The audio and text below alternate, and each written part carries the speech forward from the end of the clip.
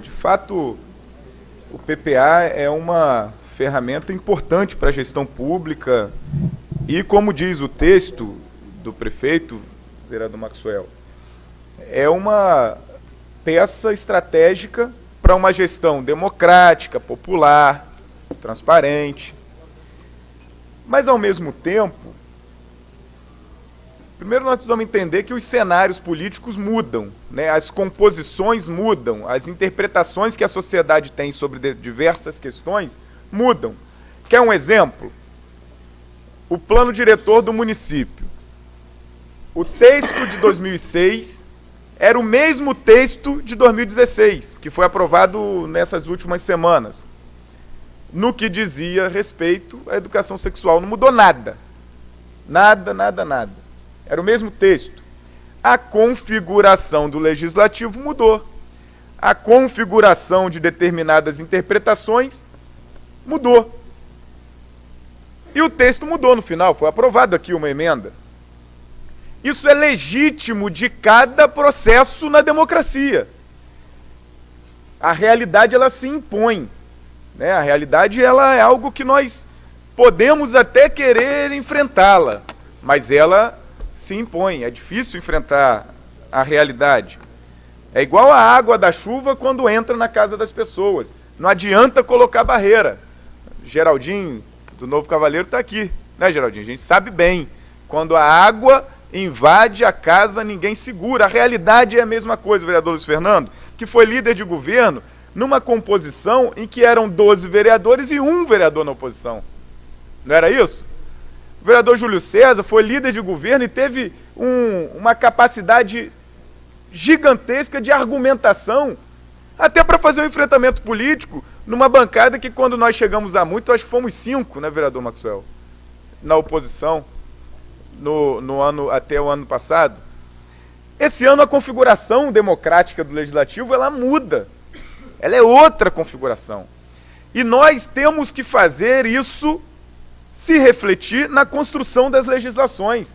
Porque a legislação, ela não vem redonda, 100% redonda, do Executivo, em que a gente tenha que aceitar tudo, quando há um entendimento, assim como o vereador Maxwell conversou conosco da oposição, porque nós também nos reunimos, nós também conversamos, e entendemos que as emendas propostas pelo vereador Maxwell era o que unificava a nossa posição sobre o PPA, que precisava ter um viés mais democrático, mais popular, que está galgado aqui na representação de todos nós. Mas não é de um só. Somos 8. Somos 8. Então, a legislação, ela se constrói de acordo com cada tempo. E eu dei exemplos aqui recentes. O plano diretor. Queria também, nesse mesmo sentido, das emendas do vereador Maxwell, que tem a intenção, que tinham, porque foram rejeitadas, a intenção e a proposta de fortalecer o papel do legislativo. Nos anexos, tem aqui uma das primeiras rubricas para a Secretaria de Mobilidade Urbana. Tem dois macro objetivos para a mesma coisa, que nós aqui cobramos sempre: reformar os terminais, garantir qualidade e melhores condições e dignidade para os usuários do transporte público. Qual é a grande dificuldade? Nós passamos um período de 4 anos em que o PPA não tinha sido elaborado por esse governo, foi elaborado pelo outro. Passamos um período aqui. Que todas as vezes os orçamentos, porque o PPA não é isolado do mundo, né? Maxwell falou bem, o PPA, tem a LDO, tem a Lei de Orçamento Anual, tem o Plano Diretor. Eles são um esqueleto da gestão pública.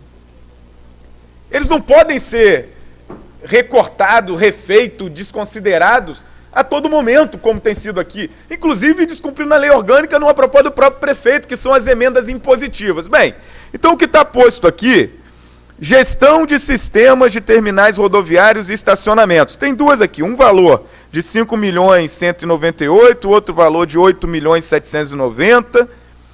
E qual é a questão?